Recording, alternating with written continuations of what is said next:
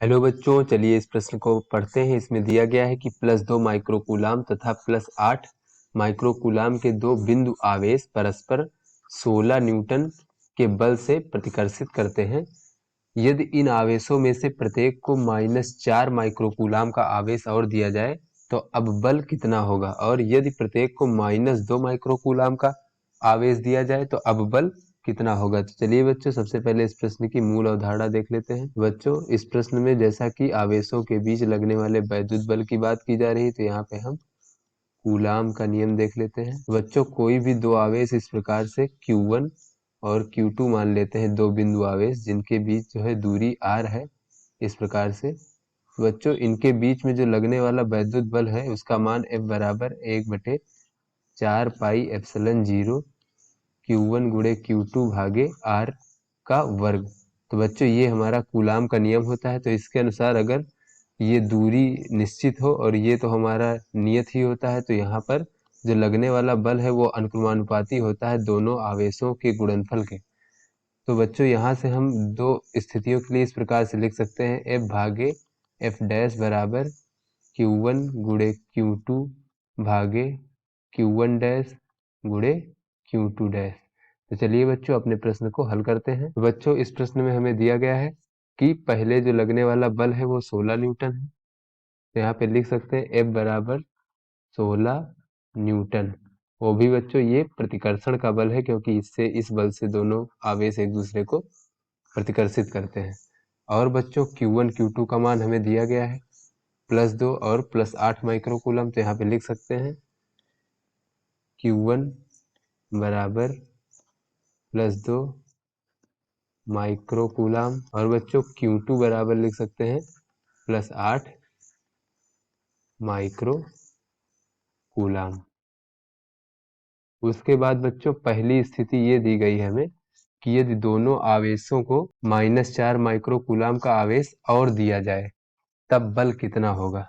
तो बच्चों, अगर दोनों आवेशों को -4 और हम दे देंगे तो हमारा Q1 डैश हो जाएगा। बाद में ये पहला वाला आवेश जो Q1 था वो Q1 डैश हो जाएगा +2 और -4, तो बराबर हो जाएगा बच्चों ये -2 माइक्रो कूलाम। इसी प्रकार बच्चों, हम दूसरे आवेश को भी -4 माइक्रो कूलाम दे देंगे तो Q2 डैश हमारा हो जाएगा +8 -4 बराबर +4 माइक्रो कूलाम।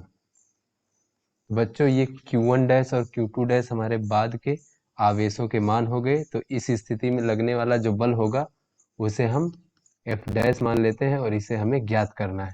तो यहाँ बच्चों, मूल अवधारणा से F भागे F डैश बराबर Q1 गुणे Q2 भागे Q1 डैश गुणे Q2 डैश।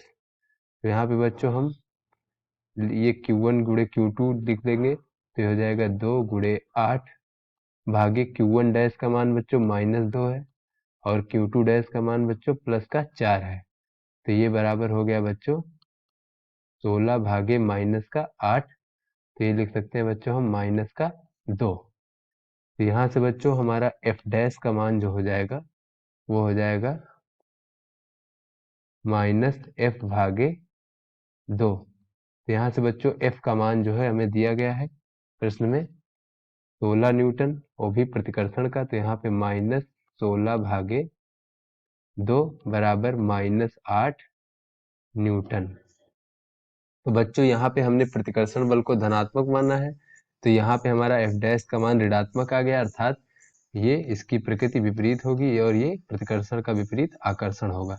अर्थात बच्चों, जब हम -4 माइक्रोकूलाम का आवेश दोनों आवेशों को दे देंगे तो उनके बीच लगने वाला बल जो है बच्चों वो 8 न्यूटन का होगा और वो भी आकर्षण का बल होगा। चलिए बच्चों, अपनी दूसरी स्थिति को देखते हैं।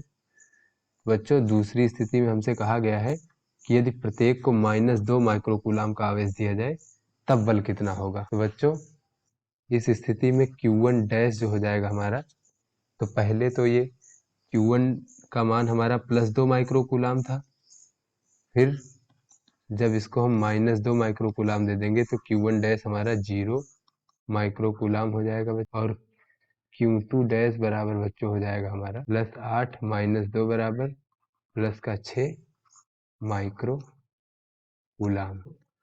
Q1 गुणे Q2 Q1 डैश गुणे Q2 डैश का मान बच्चों 0 हो जाएगा।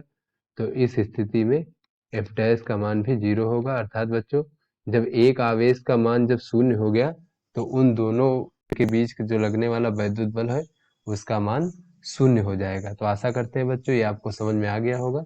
धन्यवाद।